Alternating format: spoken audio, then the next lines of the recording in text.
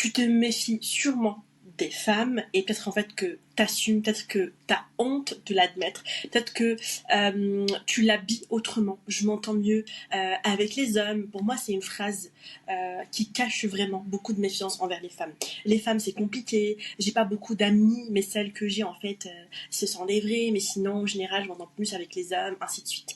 Mais au fond, t'as une méfiance, une garde, quelque chose en fait qui se ferme avant même d'avoir laissé en fait une chance à une femme. Et je vais pas te dire que t'as tort de l'avoir parce qu'en fait t'as probablement été blessé par une femme, peut-être à plusieurs reprises, peut-être plusieurs femmes différentes, et la blessure était réelle. Je suis pas là pour invalider ta blessure, c'était quelque chose de réel, mais je vais te dire quelque chose que personne ne te dit. Cette méfiance, elle ne vient pas de ta nature, elle vient pas en fait des femmes non plus.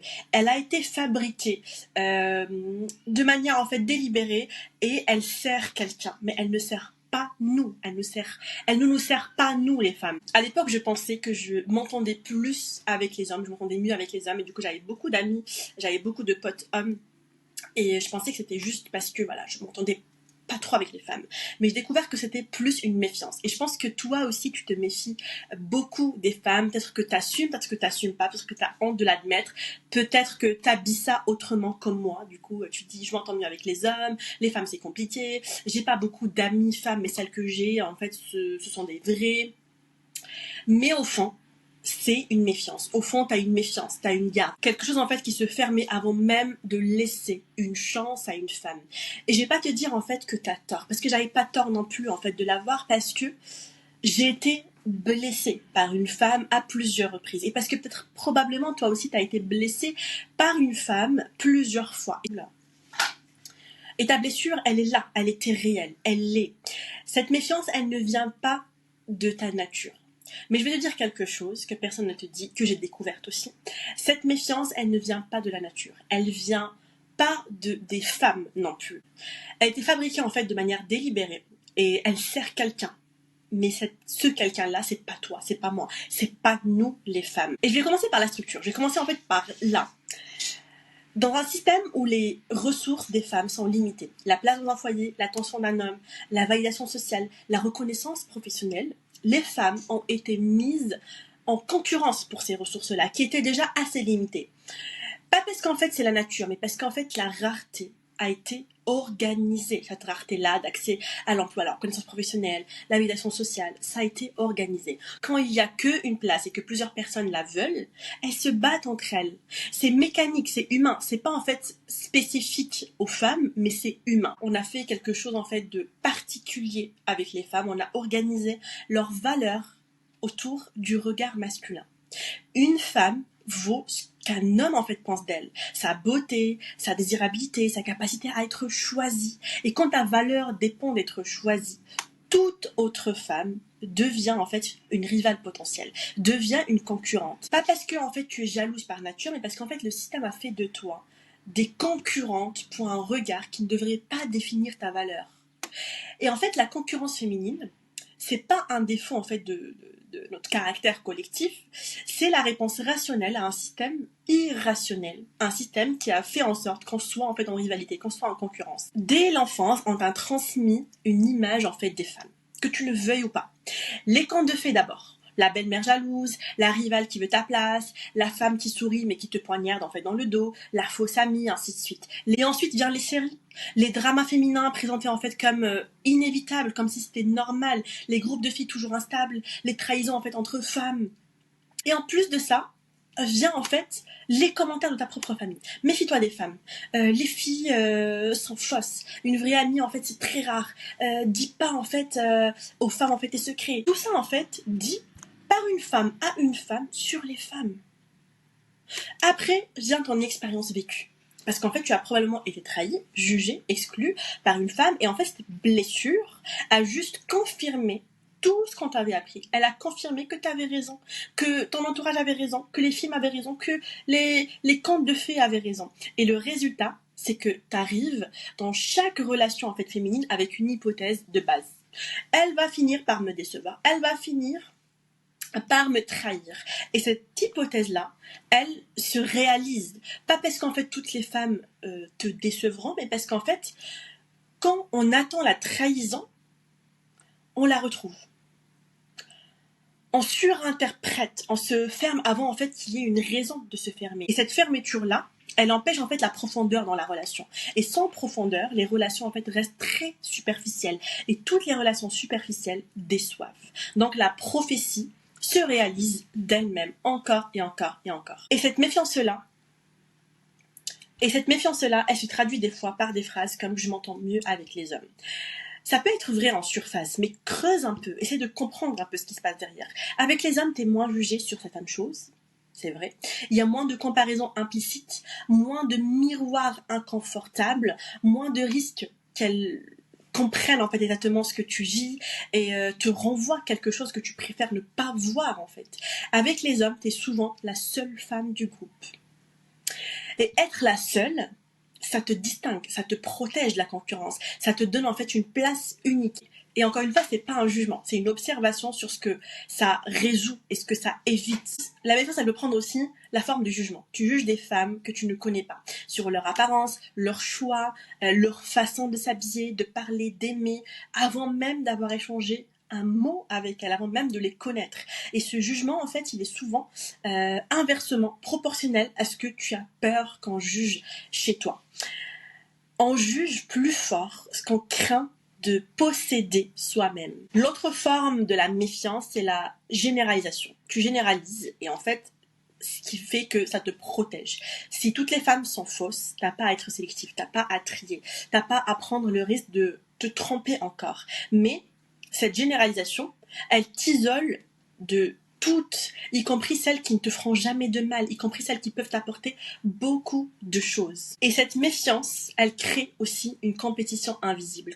Quand une femme réussit, quelque chose se contracte en toi, même légèrement, même si tu l'aimes, même si tu te détestes pour le ressentir, mais des fois tu le ressens. Pas parce qu'en fait tu es mauvaise, mais parce qu'en fait son succès réactive la question « et moi ?» où j'en suis où? Est-ce que je veux? Est-ce que je l'aurai quelques jours? Est-ce que je l'aurai un jour? Est-ce que je l'aurai jamais? Et c'est pas de la jalousie au sens sale du terme. C'est de la douleur déguisée en fait en comparaison. Tu te compares parce qu'en fait tu souffres en fait, c'est de la douleur. Et laisse-moi te dire quelque chose que j'ai compris avec le temps, parce que moi aussi j'étais trop méfiante avant envers les femmes, dû à un aspect culturel. La méfiance des femmes, elle a un coût réel, un coût qu'on ne peut pas mesurer vraiment tant qu'on est dedans. Tu perds le seul espace où quelqu'un comprend vraiment tes problèmes. Il y a des choses qu'une femme comprend dans son corps, dans son vêtu, dans sa chair, quelque chose en fait qu'un homme ne peut vraiment jamais saisir de la même façon, ou jamais juste comprendre tout court. La charge mentale, la façon dont un regard dans la rue change ta journée, ce que c'est en fait de se faire moins prendre au sérieux dans une réunion, ce que le corps en fait traverse chaque mois, ce que c'est en fait de devoir choisir entre être aimable et être respecté. Ces choses-là, une amie femme les comprend sans que tu aies en fait à lui expliquer, sans que tu aies besoin de lui expliquer les choses, de te justifier. Et si tu te fermes à ça, tu te prives d'une compréhension qui ne se trouve nulle part ailleurs. Tu perds un miroir qui peut être inconfortable, mais qui te fait grandir. Et crois-moi que les amitiés féminines profondes, pas superficielles, elles sont inconfortables des fois. Parce que une femme qui te connaît vraiment, elle voit tes schémas, elle nomme tes angles morts, elle ne te laisse pas en fait te raconter des histoires de manière indéfinie et de rester en fait dans ton délire. C'est inconfortable certes, et c'est exactement en fait pour ça que c'est précieux. C'est pour ça que ça te fait grandir. Ce miroir-là qu'une vraie amie femme va te tendre et t'aide à grandir d'une façon que le regard d'un homme ou d'une relation en fait de surface ne peut pas faire. Tu restes seul dans les moments qui comptent vraiment, les transitions, les deuils, les accouchements, les ruptures, les crises d'identité en fait du milieu de vie, les moments où tout s'effondre en fait et où tu as besoin de quelqu'un qui te comprend, pas qui répare, pas qui résout, qui comprend. Des fois on a juste besoin d'être comprise et c'est trop dur d'être comprise par un homme sur des choses qu'un homme ne vit pas. Ces moments, ils demandent une profondeur relationnelle qu'on ne construit pas sans confiance, qu'on ne construit pas avec un homme. Et si t'as jamais fait confiance, t'es seule, exactement là où tu aurais le plus besoin de ne pas l'être. Et personnellement, j'en ai marre de voir en fait les femmes être en concurrence, en rivalité, se méfier en fait l'une de l'autre en fait. Des femmes qui se méfient les unes des autres, qui se jugent, qui se concurrencent, qui ne s'unissent pas. C'est pratique pour un système qui a besoin qu'elle reste en fait divisée. Des femmes solidaires qui se voient, qui se soutiennent, qui partagent leur expérience et réalisent en fait qu'elles vivent les mêmes choses, c'est dangereux pour le même système, pour ce système. Parce que des femmes qui comparent leur expérience finissent par réaliser que ce qu'elles croyaient être leur problème personnel, le silence dans leur mariage, la charge mentale qu'elles portent seules, la façon dont leur opinion compte moins, c'est pas personnel, c'est structurel. Et ce qui est structurel, ça change collectivement. On peut pas changer ça en fait de notre côté. La concurrence féminine, elle n'est pas naturelle. On n'est pas né en concurrence. Elle est entretenue parce qu'en fait, elle fonctionne, parce qu'elle isole les femmes, parce qu'en fait, elle empêche exactement ce qui pourrait changer les choses pour les femmes. Ta méfiance des femmes, elle ne te protège pas, elle ne te protégera jamais. Elle te maintient seule dans un système qui préfère te garder toute seule. Et comment ça change? Ça va pas changer en fait du jour au lendemain, pas avec une décision. Ça change quand tu regardes en fait ces femmes comme des femmes qui ont grandi dans le même système que toi, qui ont reçu les mêmes messages, les mêmes schémas, les mêmes conditionnements, qui ont les mêmes peurs que toi, mais déguisées en force, qui font ce qu'elles peuvent avec ce qu'elles ont aujourd'hui. La prochaine fois qu'une femme te dérange, avant de te fermer, pose-toi une question. Qu'est-ce qu'elle réveille en moi? Qu'est-ce qu'elle vient toucher en moi? Parce que souvent, ce qui te dérange chez l'autre femme, c'est quelque chose que tu n'as pas encore résolu en toi-même. Et cette question, elle transforme vraiment la rivalité entre femmes en information. Une information qui est utile pour toi, une information sur toi, sur ce qui est encore en train de guérir chez toi, ou ce qui doit guérir chez toi, sur ce que tu veux encore pour toi ou ce que tu veux pas. Donc, la méfiance que tu as envers les femmes, elle a une histoire.